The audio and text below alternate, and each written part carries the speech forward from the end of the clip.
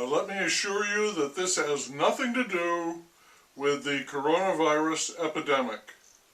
This is about the world without oil. I read a book, The Geography of Nowhere, and it so impressed me that I got another by the author, James Kunstler. It was Too Much Magic, Wishful Thinking, Technology, and the Fate of the Nation.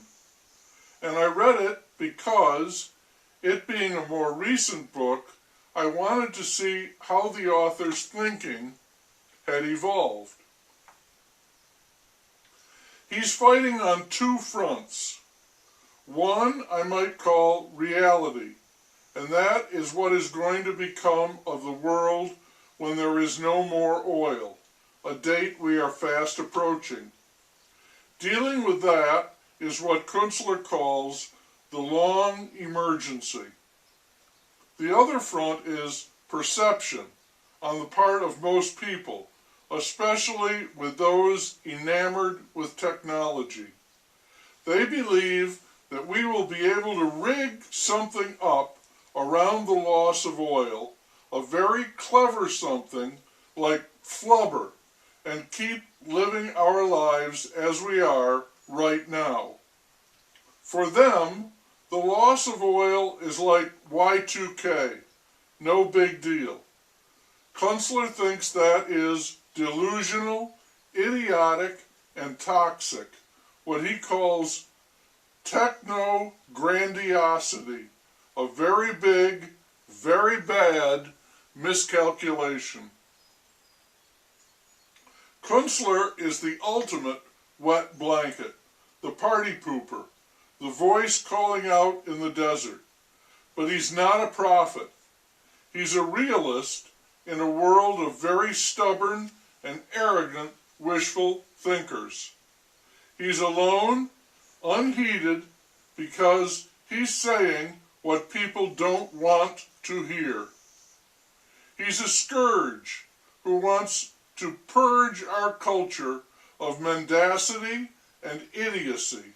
And I don't think that can be done because those two things, lying or denying and stupidity, are the creed and core of that culture. Citing mutually ramifying system failures, Kunstler says repeatedly about energy, natural resources of all kinds, debt, climate change, about all of these, he says the situation is only going to get worse. And for what it's worth, nothing, I agree with him. So the reality is coming and the perception denies it. Talking about skyscrapers and what will become of them, Kunstler says we have no idea what we're going to do about it. There's no public awareness whatsoever. All great countries were mightily spoiled by their bread and circuses. We, also drunk on oil, are at the head of that sad but madcap parade. I say when you do wrong and you are not punished, you will continue to do wrong. Kunstler says people do what they can until they can't, meaning we will keep on trucking until there is no more oil, and then we will blink and look around, wonder what has happened and who to blame. Our society has chosen to do nothing about any of its mighty problems. For instance, the national debt. That alone will be enough to kill us. Kunstler covers the history of money in the U.S., one of compounding error and magnified mistakes, short-term success and long-term disaster. Extend and pretend rather than act to correct. All prevailing conditions, he says, produce a predictable, terrible outcome, and I agree with him. Hard times are approaching, and what will make it immeasurably worse is our total lack of awareness and preparation. The band always plays on. The Titanic is not a metaphor. It's a singular model for our culture, driven by making a buck. It's a huge, misguided operation that results in complete catastrophe. There are numerous Titanics sailing all about us right now, and on each the band is playing. Merrily, merrily, merrily, merrily, life is but a dream. Knowing what he knows, believing what he believes, and seeing it all develop, I don't know how Kunstler gets out of bed in the morning. The world he foresees is one of contraction, in which localities will be run like feudal states.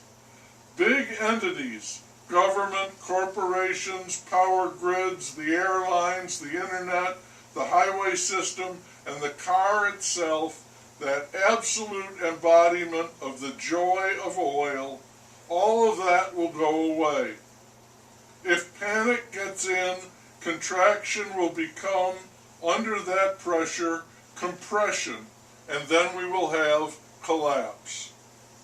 In spite of all the very evident, imminent problems, like severe overpopulation, people will continue to believe that technology will solve the energy crisis, and we will be able to get something for nothing, even though nature says emphatically no. Quite the opposite. Entropy tells us otherwise. Nature, like the house in gambling, always takes its cut, and the gamblers proudly persist in believing that eventually they will win.